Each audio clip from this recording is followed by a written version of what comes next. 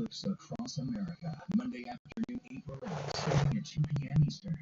It's so bright. The war is everywhere. Family is the most important thing in my life. So, to further clarify, not only was there a long pause there, we also threw in "oh shoot," which I don't think we did some research. It's actually not part of the phrase. We're moving on. Anybody's game, that's for sure. So these toss ups are important. Three of them coming up. Each one worth $2,000. Cleaning the category for all of them.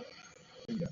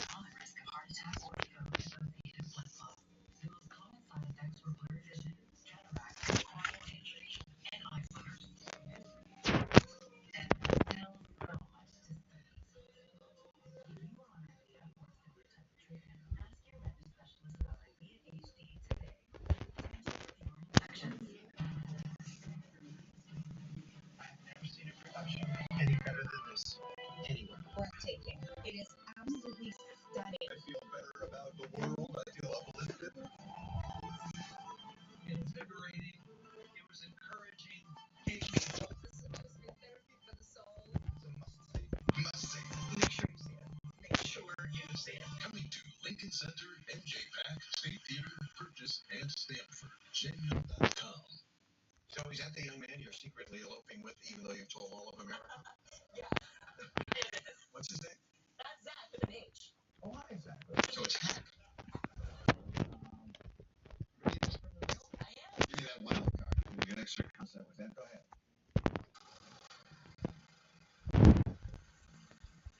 It's loaded with goodies, you know. I'm not going to leave $100 today. All right, where are we? Yeah, exactly. Ask you to follow me. Right over there. You chose a phrase as your category. Audience TMONE. Up there, please. Audience, no help from you. That will not get it done. Three more consonants, one more vowel. G. H. Yes. P. And a vowel. O. Consonant. Which one would you like? B. Let's see what happens with all of that.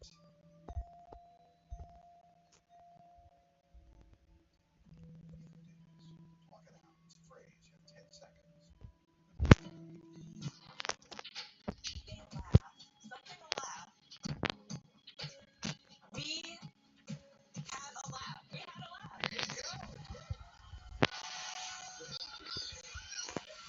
You're sitting there waiting for the answer. Oh my goodness, look at you. Oh my gosh. Hello, every part of your creation. $100,000.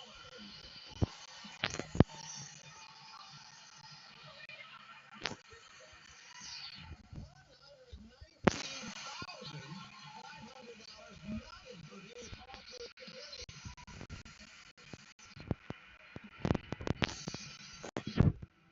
Hey, you've been loving Fan Fridays. And this Friday, I'm bringing you a chance to win another amazing collect vacation. You don't want to miss it. It never gets old seeing that $100,000 one. You know, Zach, you can't elope now. Do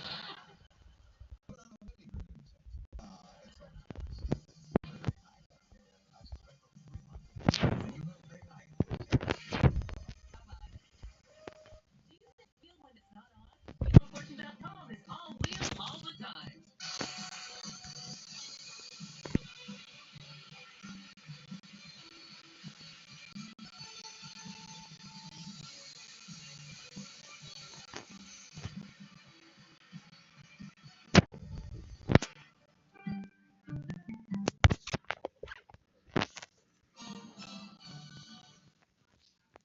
I think was the message that came out of Maryland's win last night.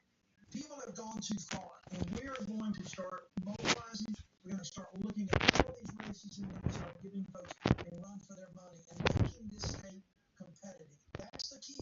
Is making this state competitive. And the thing is the sort of trick that it's been very difficult to figure out how to untie this knot, Juanita, which is that white women on a majority do vote Republican. Even in states where they're voting away their reproductive rights. I think about Georgia, where they voted for Brian Kemp and his 6-week abortion ban. And so it's like, what will unlock that fealty that white women have to it? I read this thing in Slate that talked about the origins, the white nationalist origins of the anti-abortion movement. It says the following in Slate. In the late 19th and early 20th centuries, the movement against abortion mainly included white supremacists who, pointing to declining white birth rates, believed that legalized abortion would mean race suicide for white Protestants. You still look at it, and you don't think they want you and me to have more babies. I don't think they want Latinos to have more babies. How do you get the message to white women that they don't have the time for it? And accordingly. The message is definitely going to come from Republicans because remember, this attack on abortion is not isolated to abortion. It's reproductive rights generally. And we saw white women have to wake up call when IVF was on the table. And that is something that I think when we understand how this is going to impact the IVF. Even the list that you had put up from the Heritage Fund report for 2025, it included same-sex relationships. This is not isolated, and it won't focus exclusively on abortion or reproductive rights. It is expansive. And the other thing that came out of that Heritage report that is a sign of them going too far, as Joe mentioned, is they really want to delete the language from the book. I'm talking about deleting abortion from federal regulations, deleting the phrase reproductive rights, deleting DEI, all of this. When people fully frame it as this is not isolated to abortion, they're coming for IVF, they're coming for contraception, they're coming for anything privacy related with a roadmap given by Supreme Court Justices Alito and Thomas, then that's what's going to resonate. Watch The Handmaid's Tale as much of it as you can stand. That's what they want to do. And by the way, you know how you know it's not about babies? They're trying to kill Head Start, which is for the babies. Former Senator Juanita Tolliver. Thank you. That's next. Read out all of Chris Hay starts now. Tonight on All In. Your strengths and weaknesses, and do you believe the 2020 election was stolen? A new litmus test for the RNC as an election-losing, election denier finally gives up the game. The people already know who the legitimate governor is, and you're looking at her, Steve. Tonight, why Carrie Lake admitted to defamation with a Republican state official who brought The worst freaking nightmare. Then the incredible upset victory for Democrats in Alabama. I think it's a victory tonight for women, for families, for Alabama in general. And just when you thought you were spending too much on food, I want to make great deals. That's what it is for the people. Good deals for you.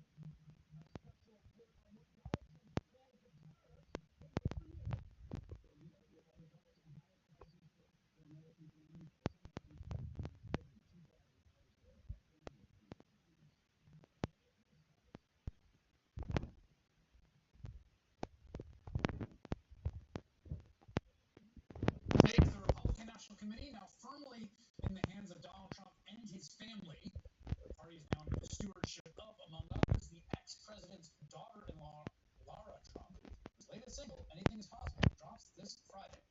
But in addition to her burgeoning musical career, Lara Trump is hard at work reshaping the Republican Party into an organization based first and foremost around her father-in-law and his ongoing lies about the 2020 election, which he lost. The Washington Post reports, quote, those seeking employment at the Republican National Committee after a Donald Trump-backed purge of the committee this month have been asked in job interviews if they believe the 2020 election was stolen. According to people familiar with the interviews, making the false claim a litmus test of sorts for hiring. Lara Trump confirmed to NBC News senior Capitol Hill correspondent Garrett Haake today, the RNC is all in on pushing election fraud nonsense heading into this next election. Is it going to be the position of the RNC in 2024 that the 2020 election was not fairly decided or that it was stolen somehow? Well, I think we're past that. I think that's in the past. We learned a lot. Certainly, we took a lot of notes. Right now, we have 23 states that have 78 lawsuits in these states to ensure that it is harder to cheat and easier to vote. Here at this organization, we had sort of the inverse of this debate this week. Our litmus test is the opposite of the RNC. We're going to be part of what we used to call reality community, where we acknowledge the basic fact that Joe Biden won the 2020 election by 7 million votes. The Republican National Committee apparently does not live in reality, instead choosing to recede into a fantasy world where the election was stolen from Donald Trump. Here's the thing that's the weirdest part of this whole thing, all right? Donald Trump seems like a 50-50 coin flip to win the next election. He's leading or tied in just about every relevant poll right now. He's got a real shot of outright winning the election in November, but it's so revealing. The MAGA movement isn't actually interested in winning in a small d democratic sense. It really looks to all the world, based on the way they have undertaken things at the RNC in the campaign. They would actually rather essentially steal the election or finish the project of upending American democracy entirely. A total rejection of free and fair elections as an achievable aim is their intended goal. This cultist devotion to the lie, the persistent, enduring lie about widespread election fraud in 2020, is one of their ways of accomplishment. Logistically speaking, the problem with that strategy is that every single rational good faith actor can see the election was not stolen. And every time the big lie is marched into an institution where facts and reality matter, it gets least 3 different times just today. So first, just moments ago, a California judge recommended that man you see there, coup plotter John Eastman, should lose his license to practice law. Eastman was one of the masterminds behind the failed plot to get Congress to reject the results of the election. According to the judge overseeing Eastman's disbarment, quote, Eastman has exhibited an unwillingness to acknowledge any ethical lapses regarding his actions, demonstrating an apparent inability to accept responsibility. This lack of remorse and accountability presents a significant risk. Eastman may engage in further unethical conduct, compounding the threat to the public. So that's Eastman. Meanwhile, one of Eastman's fellow coup plotters, Jeffrey Clark, the DOJ lawyer who Trump tried to install as Attorney General in the waning days of the administration, he had a disciplinary hearing before the D.C. Bar Association. Clark was a huge proponent of it. I remember Trump wanted to put him in charge in the waning days of his presidency so Clark could weaponize the authority of the Department of Justice, send out letters to everyone, say the election's rigged, and no one needs to certify so that they can overturn the results of the 2020 election. He's even been criminally charged in the state of Georgia for his role in the coup fraud. And the Bar Association is now looking at whether or not he should have his law license revoked over it. During the hearing this morning, acting Trump Attorney General Jeffrey Rosen, again, this is a Trump guy,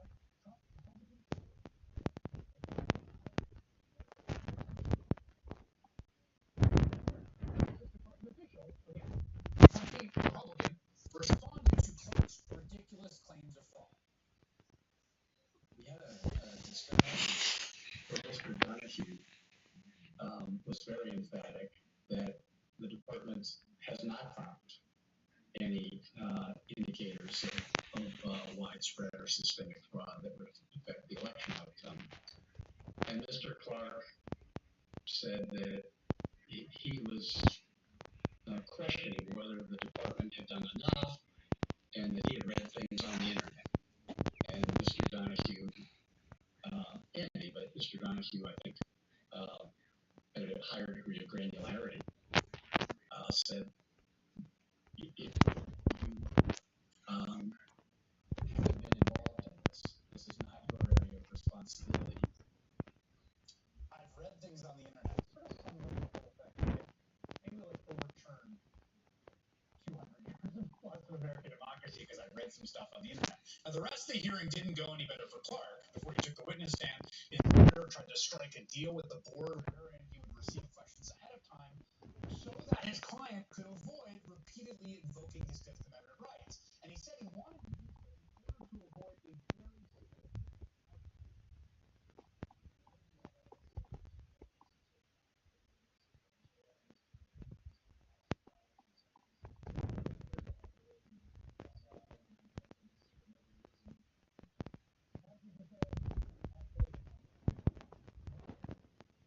very advice of counsel, Mr.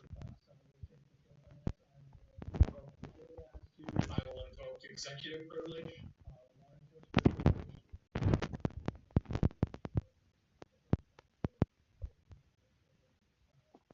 Fifth Amendment privilege at this time. Fifth Amendment privilege at this time. The Fifth Amendment privilege at this time. The Fifth Amendment at this time.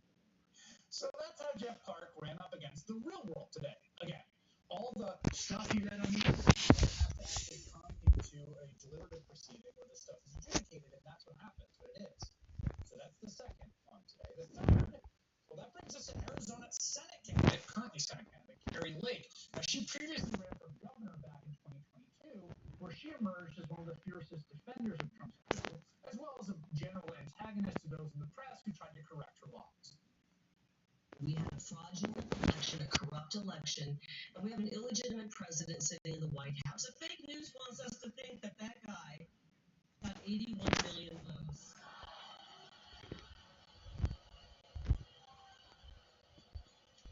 Yay! Alrighty, I am going to not only be the governor of Arizona for 4 years, I'm going to do 2 terms. I'm going to be your worst freaking nightmare for 8 years. And we will reform the media as well. We're going to make you guys into journalists. So get ready. It's going to be a fun 8 years. I can't wait. It is going to be fun. She lost. But I guess to her perverse credit, Carrie Lake really fully committed to the bid, going around to any fringe MAGA outlet that would take her and claiming, without any evidence at all, that that the 2022, the midterm election that she lost, were stolen as well. We know that we won. We know that we showed up in droves, and we know that they so we're going to fight to get the rightful duly elected governor, myself, into office. We won our election. I know that my opponent, who is sitting in the governor's office, is a fraud, and we are fighting that in the courts. And so I really understand what President Trump is up against, because they did the same thing to him in 2020. We cannot have the election stand. The judge should declare me the rightful winner. I am the rightful winner. And we should move on and reclaim our government, our state government. It's been hijacked and stolen by a bunch of people who know this election was fraudulent. The people already know who the legitimate governor is, and you're looking at her, Steve. Now, she lost the election. She did win the best webcam in all of politics competition years running. It is the best.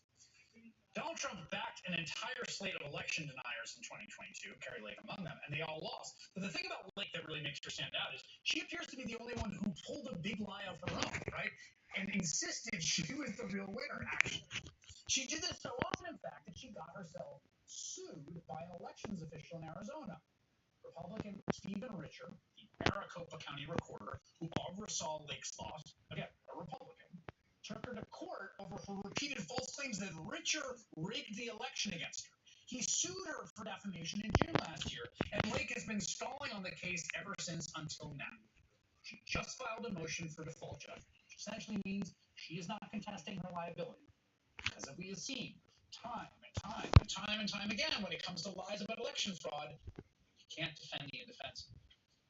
I'm joined now by the man who is suing Carrie Lake, Stephen Richer. He's the Maricopa County recorder, along with his lawyer, Jared Davidson, staff attorney at Protect Democracy. Stephen, let me start with you, and just tell me about what prompted you to take the somewhat extraordinary step of filing this lawsuit in the aftermath of that 2022 election.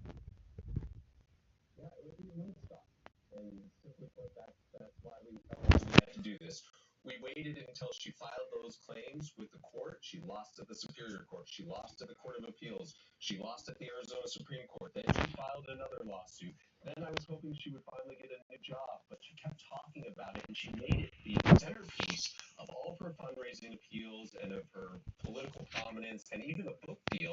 And so I figured, she's not getting a new job. I am the job, and defaming my good name to her millions of followers, as she's so proud to proclaim, was her profession at that point. And so really this is the first time and hopefully the last time I've ever sued anyone in my individual capacity, but I talked to the team at Protect Democracy, and we thought we had a strong case, and indeed we do have a strong case. Jared, let me ask you just legally the significance of today, of the filing that she's basically not going to contest the defamation. She wants to fight on the grounds of damages, but that means basically, you caught me, I can't go into court and say what I was saying was true about Mr. Richer. That's exactly right, Chris. This is an unequivocal admission by Ms. Lake that she has no evidence whatsoever to support her claims that Mr. Richer engaged in misconduct in the 2022 election. Of course, we all knew that she had no evidence all along, but Ms. Lake has repeatedly been stating that she is looking forward to showing receipts, and yesterday she orders that she's waving the white flag. And so now, moving forward, not on liability, but rather we are going to be moving ahead to determine not whether Ms. Lake has to pay damages for the harm she's done to Stephen, but how much she's going to have to pay for the harm. I want to talk, Stephen, to you about that aspect of it. I mean, I want to stress this. You're a Republican official in Maricopa County, right? Yes. And you were some of the sort of rogue conspiracy theories that she was. This is someone who lied about the 2020 election. But I also know that people on the wrong side of these sorts of lies can really have no.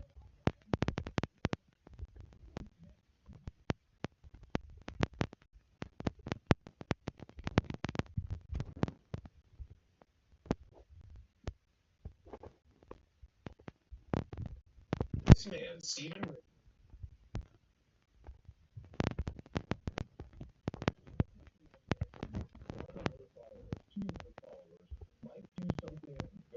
mainstream based off of that.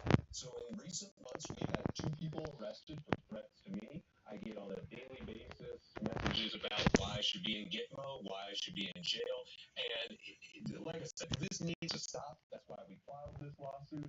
It is a bit rich, as Jared mentioned, that this is coming from somebody who said she had all the evidence and she was going to fight to the bitter end. Well, she just put up the white flag. She doesn't have any evidence. And while she's lying about me, she is lying to Arizonans. Some Arizonans who have gone to jail. Some Arizonans who have given her campaign money. It was all a lie that is now entered. Tuesday filed that default judgment.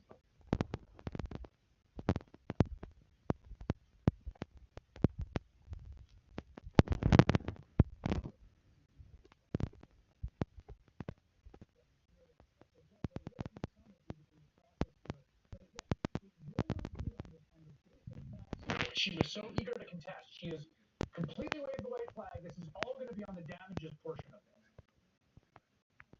That's exactly right. Ms. Lake has conceded that she has no evidence whatsoever to defend herself. Again, we've known it all along, but she's been telling her supporters she's got the receipts.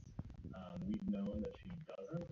And so now that she has surrendered, the case will move forward purely on the question of how much she's going to have to compensate Stephen for the immense harm that she's caused him.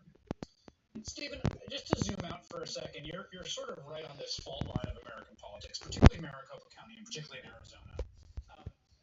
And we've seen Republican members of the officials in your party on both sides of it, right? And it doesn't really have to do with ideology. I don't know that you agree there. It's really just on the line of this basic fidelity to the truth and the facts. And what has that done? Tax rates should be as low as possible. I want to make sure we're clear on that. So Okay. that's how I feel about tax rates.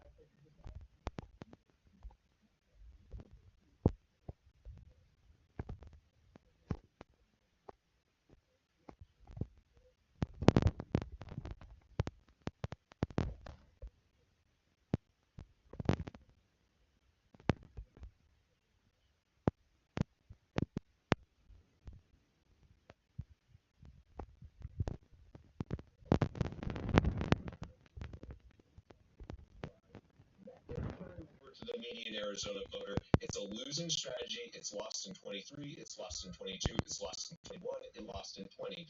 But more than that, it's immoral, and people know better, and leaders need to stop giving this any legitimacy.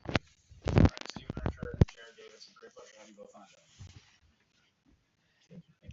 Coming up, it is a truly shocking campaign promise that has somehow snuck under the radar.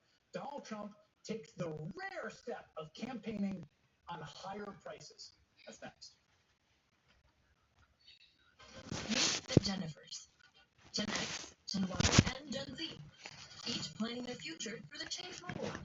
Gen X is planning a summer in Portugal with some help from James Rainbow. Let's go, Whiskers.